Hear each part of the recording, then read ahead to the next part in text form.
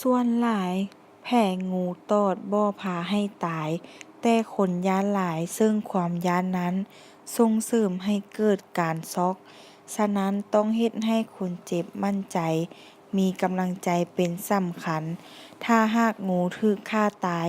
ต้องเอางูนั้นไว้ เพื่อกวดให้รู้คักว่าเป็นงูหยังมีพิษหรือบ่ งูที่เป็นพิษอยู่บ้านเฮาที่รู้จักกันหลายแม่น งูเห่า งูจงอาง งูทำทาน งูเขียว งูกะเพราอาการแสดง งูบ่มีพิษตอด บ่มีอาการเจ็บหลาย ไข้น้อยหนึ่ง คล้ายคือกับบาดแผลธรรมดา ส่วนหลายมีรอยแค้วหลายกว่า200ขึ้นไป งูมีพิษตอดแม่นเจ็บแรงไข้มึนตามแข้งขา มีรอยแค้ว200 ส่วนหลายมี200แค้ว เมื่อย หาก หั้นใจยาก ชีพจรค่อยและไว เสียสติ เฮ็ดให้ตายได้ถ้าบ่ได้รับการปิ้นปัวโดยไว การปิ้นปัว ถ้างูบ่มีพิษ ให้ปิ้นปัวคือกับบาดแผลธรรมดา ถ้าเราบ่รู้จักว่าแม่นงูมีพิษ หรือบ่ต้องปฏิบัติคือกับงูมีพิษ งูมีพิษตอด 1. ต้องอธิบายหรือเว้าให้คนเจ็บเชื่อมั่นเราและมีกำลังใจ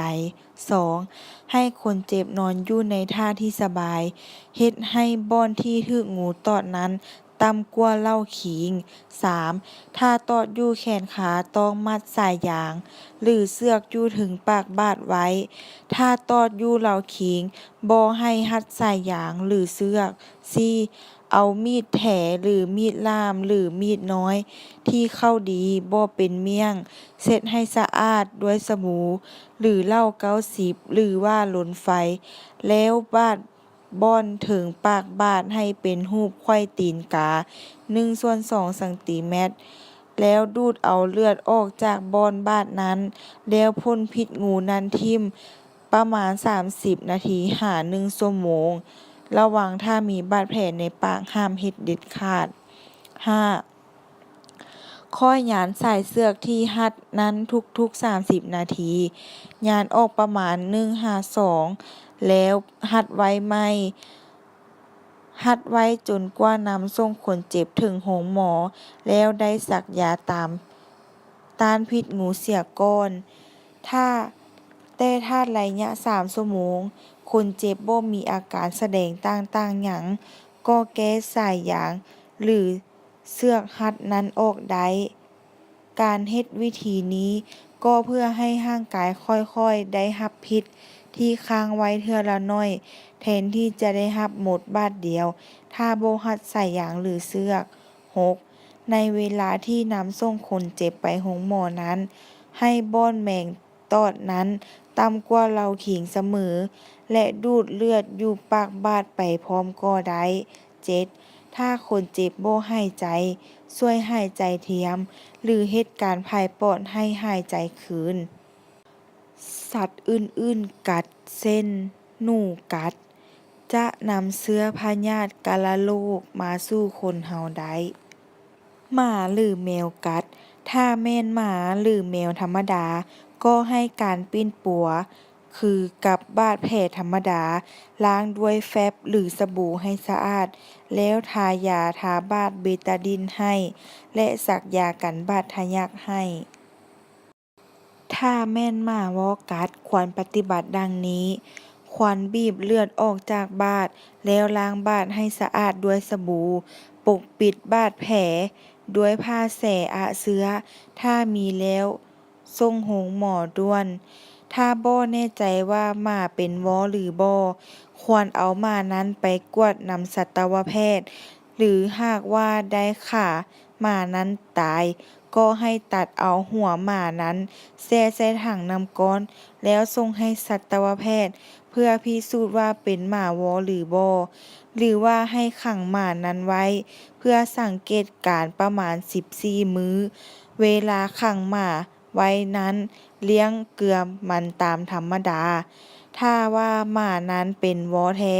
มันก็จะตายก่อน14มื้อทุกเทื่อ แล้วคนถึกหมากัดนั้น ก็ต้องได้สักยาต้านพยาธิว้อให้ครบ5 เข็ม ถ้าว่าหมานั้นเมื่อครบ14มื้อแล้ว หมานั้นบ่ตาย กินข้าวกินน้ำได้ปกติ แสดงว่าหมานั้นบ่มีเชื้อว้อ แล้วปล่อยมัน แมงไม้ชนิดอื่นๆกัดเช่น แมงไม้ดันหรือเดียด บ่ฮู้ว่าจะร้ายแรงแต่ว่ามันเจ็บปวดแรงไข้ และเกิดช็อกได้ถ้าว่าหลาย10ตัวตอดหรือดัน ผึ้ง ต่อ แตนตอด คีบเอาไหล่ของมันออกด้วยแนบ ถ้ามีไหล่คา เช็ดรอยเดียดตอดด้วยเหล้า90 แล้วทาด้วยยาหม้องหรือบริบูรณ์ หรือเคาน์เตอร์เพน ปิง เห็บ ทาก 1. อย่าดึงปิง เห็บ ทากออกอย่างแรง ให้เอาไฟกรอกยา หรือไม้ขีดไฟแจ๊ะหลังมัน หรือเอาเกลือหรือน้ำมันแอดซังหรือ90หยอดใส่หลังมันก็ลุ่นออกทันที 2. ล้างบาดแผลนั้นด้วยเหล้า90 และสบู่ และทาด้วยยาบริบูรณ์หรือเคาน์เตอร์เพน 3. เมื่อเวลาปิง ถ้ากัดมันมีน้ำชนิดหนึ่งปล่อยออกก่อนจะดูดเลือด เฮ็ดให้เลือดออกหลาย นานเซา ให้หำแผลนั้นไว้ให้แน่น ขี้เข็บ แมงเงา แมงงอด ล้างบ่อนตอดนั้นด้วยเหล้า90 และสบู่ แล้วทาด้วยยาบริบูรณ์หรือเคาน์เตอร์เพน และให้ยาแก้ปวดนำ 2. ติดตามเบิ่งถ้ามีอาการผิดปกติเช่น เมื่อย หันใจฝืด เจ็บแรงจะเป็นช็อกได้ โดยเฉพาะแม่นเด็กน้อยให้ส่งโรงหมอด่วน ถ้ามีข้อผิดพลาดประการใดก็ขออภัยนำด้วย ขอขอบใจ